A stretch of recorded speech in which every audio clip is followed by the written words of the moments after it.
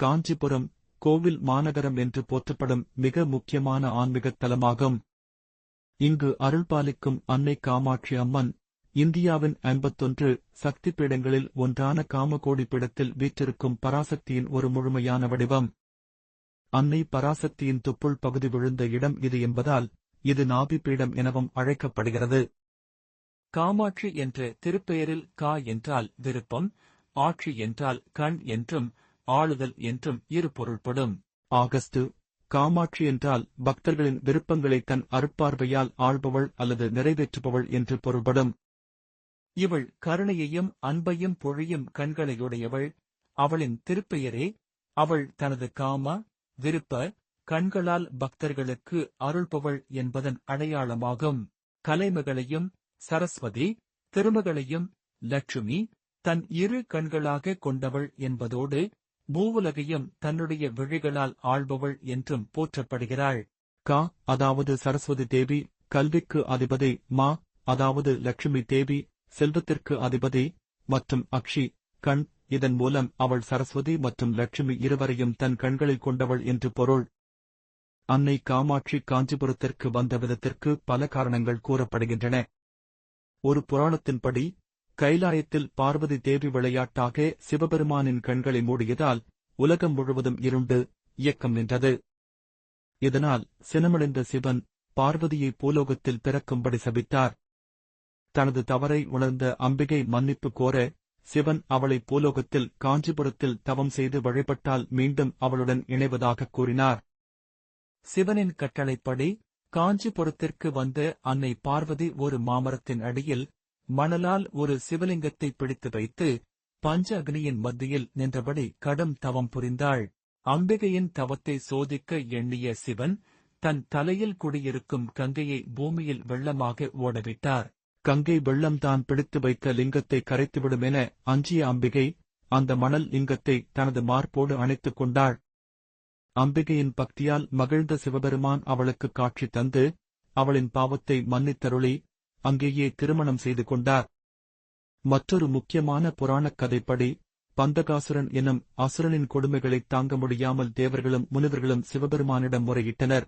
பந்தகாசுரனை அழைக்கும் சக்தி பராசக்திக்கு மட்டுமே உண்டு என சிவன் கூற அவர்கள் காமகோட்டம் என்று அழைக்கப்படும் காஞ்சிபுரத்தில் கிளி வடிவில் தவம் செய்து கொண்டிருந்த அன்னையிடம் சென்றனர்.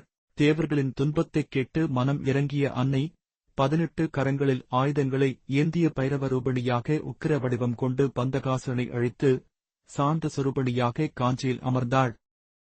இவ்வாறு வெவ்வேறு காலகட்டங்களில் அன்னை காமாட்சி காஞ்சிபுரத்தில் நிலை பெற்று அருள் பாலிக்க வந்ததாக நம்பப்படுகிறது.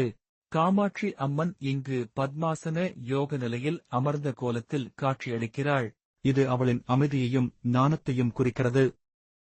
அவள் தன் 4 திருக்கரங்களில் கரும்புவில் மலர் அம்புகள், பாசம் மற்றும் அங்குசம் ஆகியவற்றை ஏந்தியிருக்கிறாள். இதில் கரும்புவில் ஆசைகளையும் உலக இன்பங்களையும் குறிக்கும். அன்னை கையில் உள்ள இது உலக இன்பங்களை ஆன்மீகப் பாதைக்கு இட்டுச் சென்று ஆசைகளை நெருப்படுத்தி உயர்ந்த நிலைக்கு கொண்டு செல்லும் சக்தியைக் காட்டுகிறது. மலர் அம்புகள் உலகியல் பற்றிலிருந்து விடுதலை அளித்து தெய்வீக அன்பை வளர்ப்பதற்கான அடையாளமாக விளங்குகின்றன. பாசம் உலகப்பற்று, மாயை, அகங்காரம் போன்றவற்றை அன்னை கட்டுப்படுத்துவதையும் பக்தர்களை அவற்றிலிருந்து விடுவிப்பதையும் குறிக்கிறது. அங்குசம் அறியாமை என்னும் இருளை அடக்கி பக்தர்களுக்கு ஞான ஒளியை அருளும் அன்னையின் சக்தியை உணர்த்துகிறது. காஞ்சிபுரத்தில் உள்ள அனைத்து சிவன் கோவில்களிலும் அம்மனுக்கு தனி சன்னதி கிடையாது. காமாட்சி அம்மனே அனைத்து சிவாலயங்களுக்கும் மூலவர் அம்பிகையாக திகழ்கிறாள் என்பது இத்தலத்தின் தனிச்சிறப்பு. எந்தக் கோவிலில் திருவிழா நடந்தாலும் உற்சவர் காமாட்சி அம்மன் கோவிலைச் சுற்றி வலம் வரும் வழக்கம் நெடுங்காலமாக உள்ளது. ஆதிசங்கரர் முன்னர் உக்கிரம் மிகுந்திருந்த அன்னை காமாட்சியை கருவறையின் எதிரே ஸ்ரீசக்கரத்தை பிரதிஷ்டை செய்து சாந்த சுரூபிணியான சௌமிய காமாட்சியாக மாற்றினார். காமாட்சி அம்மனை வழிபடுவதன் மூலம் பக்தர்கள் அஞ்ஞானம் நீங்கி ஞானம் பெறுவார்கள். அனைத்து விதமான துக்கங்களும் வியாதிகளும் சங்கடங்களும் நீங்கி சகல மங்களங்களும் சௌபாக்கியங்களும் உண்டாகும் என்பது பக்தர்களின் அசைக்க முடியாத நம்பிக்கை. அன்னை பக்தர்களுக்கு வேண்டும் வரங்களை தரும் அற்புத தெய்வமாக விளங்குகிறாள்.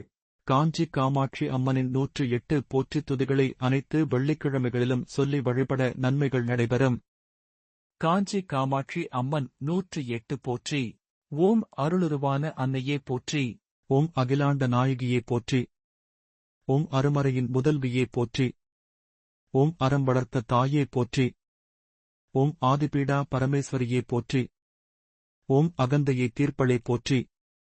ஓம் அரணாரின் நாயகியே போற்றி. ஓம் அருவமும் உருவமும் ஆனாய் போற்றி. ஓம் அன்பர்களைக் காப்பவளே போற்றி. ஓம் ஆதி காமாட்சியே போற்றி. ஓம் ஆலமுண்டோன் துணைவியே போற்றி. ஓம் ஆறுமுகன் அன்னையே போற்றி. ஓம் ஆனந்த வல்லியே போற்றி. ஓம் ஆதிபராசக்தியே போற்றி. ஓம் ஆறுமுகனுக்கு வேல் தந்தோய் போற்றி. ஓம் இகபரம் அளிப்பாய் போற்றி. ஓம் இதம் தரும் ஈஸ்வரியே போற்றி. ஓம் இமவானின் கொடியே போற்றி. ஓம் இன்சுவை கரும்பே போற்றி. ஓம் இமயத்தின் அரசியே போற்றி. ஓம் இல்லாமை நீக்குவாய் போற்றி. ஓம் இடபாக நாயகியே போற்றி. ஓம் இன்னல்கள் தீர்ப்பாய் போற்றி. ஓம் ஈஸ்வரனின் நாயகியே போற்றி. ஓம் ஈவதற்கு உகந்தாய் போற்றி. ஓம் இரேழுலகம் காப்பாய் போற்றி. ஓம் இனப்பிறவி அறுப்பாய் போற்றி. ஓம் ஒம்பர்கட்கு அரசியே போற்றி. ஓம் உயிரனைத்தும் காப்பவளே போற்றி. ஓம் உயர் வாழ்வு தருவாய் போற்றி. ஓம் உள்ளிருந்து அருள்வாய் போற்றி. ஓம் உலகத்தார்க்கு உயிரை போற்றி. ஓம் உமையாம்பிகையாய் நின்றாய் போற்றி. ஓம் ஊனுயிராய் நின்றாய் போற்றி. ஓம் ஊழ்வினை அகற்றுவாய் போற்றி. ஓம் ஊமைக்கு அருளினாய் போற்றி. ஓம் ஊர்காக்கும் உமையே போற்றி. ஓம் எங்கள் குல தெய்வமே போற்றி. ஓம் எங்கும் நிறைந்தவளே போற்றி. ஓம் எங்கள் பிணி தீர்ப்பாய் போற்றி. ஓம் எண்டிசை வென்றாய் போற்றி. ஓம் எப்போதும் எங்களைக் காப்பாய் போற்றி. ஓம் எமை ஆளும் இறைவி போற்றி. ஓம் எம்முயிர் துணையே போற்றி. ஓம் என்றுமே கன்னி போற்றி. ஓம் ஏகம்பன் துணைவியே போற்றி. ஓம் ஏற்றத்தை அளிப்பாய் போற்றி. ஓம் ஏழுலகம் ஈன்றாய் போற்றி. ஓம் ஏழைக்கு அருள் புரிவாய் போற்றி. ஓம் ஏழ்பிறப்பும் துணையே போற்றி. ஓம் ஐங்கரனின் அன்னையே போற்றி. ஓம் ஐந்தெழுத்தின் நாயகியே போற்றி. ஓம் ஒப்புமை இல்லா உருவே போற்றி. ஓம் ஒப்பில்லா மணியே போற்றி. ஓம் ஒளிவடிவான நாயகியே போற்றி. ஓம் ஓங்கார சுரூபியே போற்றி. ஓம் ஓசை ஒளியானாய் போற்றி. ஓம் ஓதினர் மனத்து ஒளியே போற்றி. ஓம் ஒளசதமான அருளே போற்றி. ஓம் கற்பக கனியே போற்றி. ஓம் கருணைக்கு வித்தே போற்றி. ஓம் கண்ணினுள் மணியே போற்றி. ஓம் கதி தரும் ஒளியே போற்றி. ஓம் காலத்தை வென்றாய் போற்றி. ஓம் காஞ்சியில் அமர்ந்தாய் போற்றி. ஓம் குங்கும நாயகியே போற்றி. ஓம் குறை நீக்கிக் காப்பாய் போற்றி. ஓம் சங்கரன் துணையே போற்றி. ஓம் சங்கடம் தவிர்ப்பாய் போற்றி.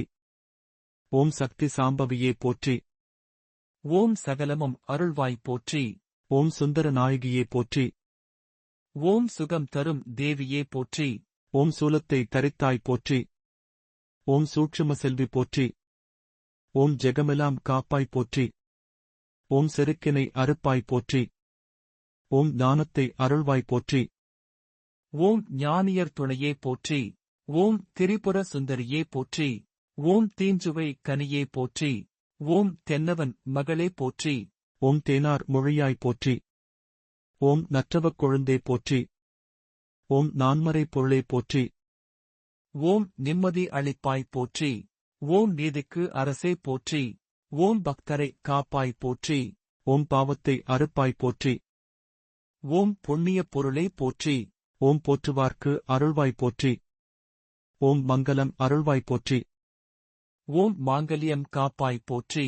ஓம் மாங்காட்டில் வாழ்பவளே போற்றி. ஓம் முழுதருள் விழியாய் போற்றி. ஓம் மூவர்க்கும் முதலே போற்றி. ஓம் மோனத்தின் வரம்பே போற்றி. ஓம் நினைத்ததை முடிப்பாய் போற்றி. ஓம் நீள் நிதி வாழ்நாள் அருளும் போற்றி. ஓம் கேட்டவரம் அருள்வாய் போற்றி. ஓம் சங்கரியே போற்றி. ஓம் சிவகாமி தாயே போற்றி. ஓம் சிந்தனையில் நிறைந்தவளே போற்றி. ஓம் தெய்வத்தின் தெய்வமே போற்றி. ஓம் தேவர்கள் தொழும் தேவியே போற்றி.